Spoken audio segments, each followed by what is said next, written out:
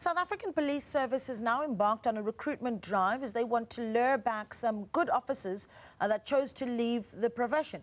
Police Minister Senzo Mchunu confirmed that more than 500 detectives left the SAPS in just 9 months. So, do we have a policing crisis in South Africa? Well, to help us answer that question, we are joined now by former KZN Hawks head Johan Booysen, live from Cape Town. Mr. Booysen, good morning to you. Thank you so much for joining us. I actually want to start off with getting those numbers, right? 527 detectives that have left the SAPS between October 2023 and July 2024. Is that a big number? What do you make of that number?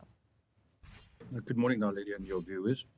We have to also look at the 500 that left with the background that we were already 8,500 detectives short, which makes that 9,000 detectives short.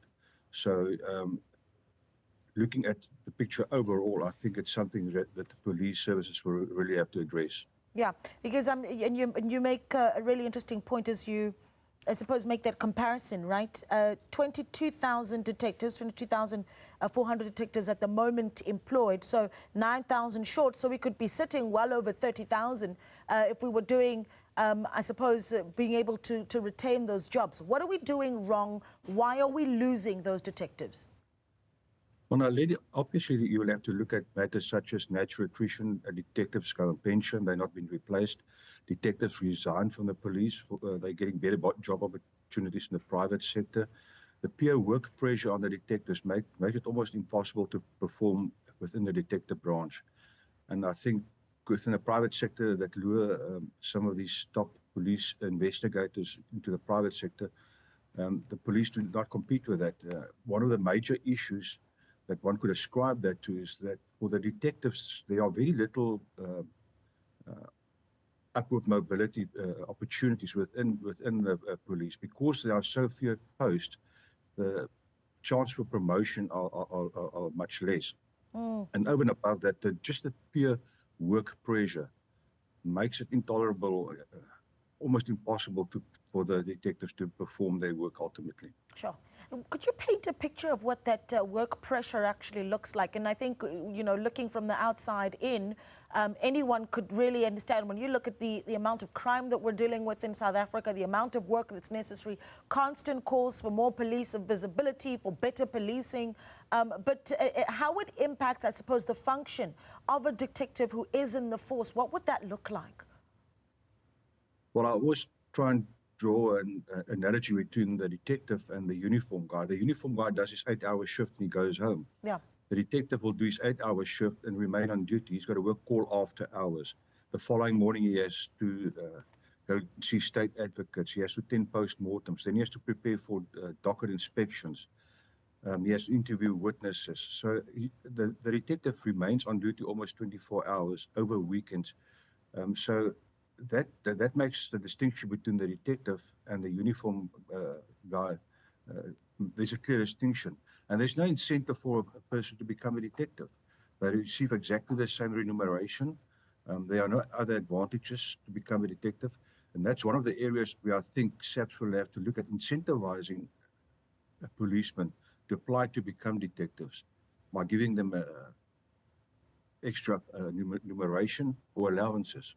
Yeah, I'm thinking now about all the expectations that you've just listed and what happens when you do have a demotivated detective and what that does to cases and what they look like when they even end up in the courts, right? So there's also the question of the quality of their work, surely.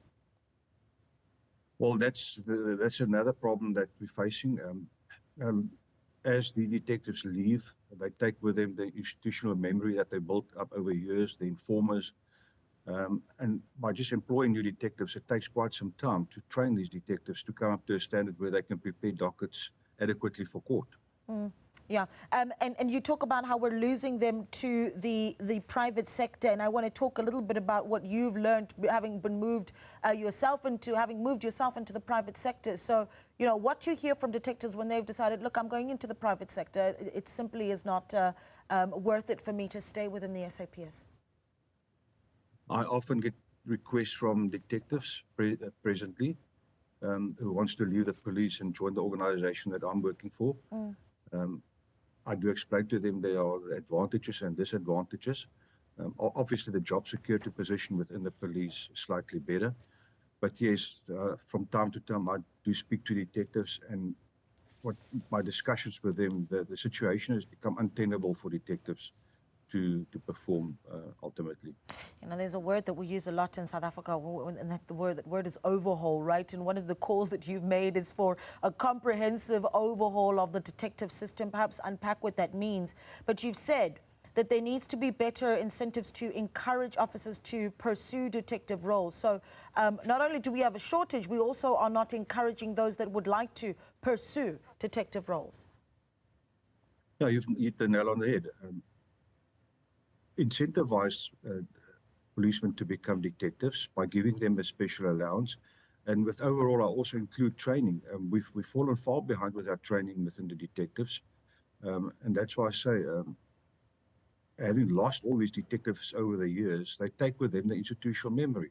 They take with them the informers. They take with them their network. So that's vital that we step up with the training as well, in terms of screening the detectives before they become detectives, vetting them, in terms of the promotion policy with the detectives, the number of people that go to the detectives, how to incentivize them, all those issues needs to be addressed. And that's going to call for a complete and comprehensive overhaul of the entire detective service within SAPS. Yeah. And what do you make of the move right now then by the police minister, where, you know, the intention here is to appoint former police officers in the ranks that they previously held for constable, sergeant and warrant officer? I mean, is that going to really help to plug the gap where shortages are concerned for our policing? I don't want to sound alarmist, and while I applaud the initiative taken by the minister, I think it could be slightly too little too late. I think that we need to look at the entire situation within SAPS. And you used the right word. We're just plugging a gap. Yeah, there's something to be said about, you know, you say it's too little too late. Perhaps you can talk about what, in fact, can and should be done at this point. But I'm also quite interested to hear, when you do have police that you say the remuneration isn't where it should be, detectives not seeing any sort of remuneration advances when they become detectives, one wonders then what that does to corruptible police. I mean, over the past few months, we've been looking at stories around extortion, for instance, where in some cases you've got community members that simply don't trust the police because of what they fear is involvement of police even in criminal activity. So where you have, I suppose, an adequate remuneration for police, what's the, you know, what's the after effect of that where corruptible police is concerned?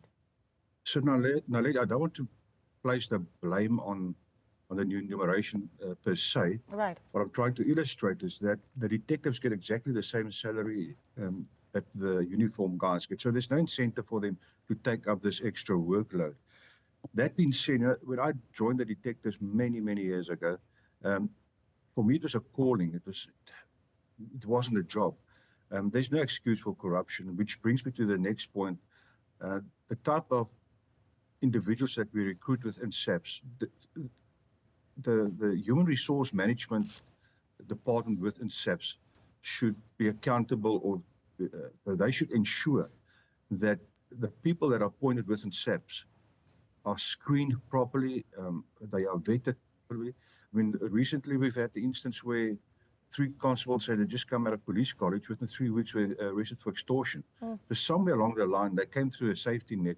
They should never have been in the police in the first place. Yeah, really concerning. Okay, just before I let you go, if you were the police minister at the moment, you've got this shortfall of what you say is really 9,000, right? So they can look at losing 500 between October and July this year, but you do have 8,500 vacancies for detectives, so essentially a 9,000 person shortfall. If you were in his shoes, what would the steps that you take be? Well, I would call in the Police National Commissioner and his HR department people, and I'll ensure that they embark upon a proper process of overhauling the entire detective service. That would include promotion possibilities, extra remuneration for the detectives, better work conditions, training. So it will have to be a holistic approach. It's not only one department or one section within the detective that have been compromised over the last couple of decades. This entire police detective service needs to be overhauled. All right. Well, we're going to leave it there. Thank you so much for speaking to us. Johan Booysen there, former KZN Hawks head, speaking to us about the shortfall that we see where detectives are concerned, and also the drive at the moment by the police minister to recruit and lure back some cops that have left the force.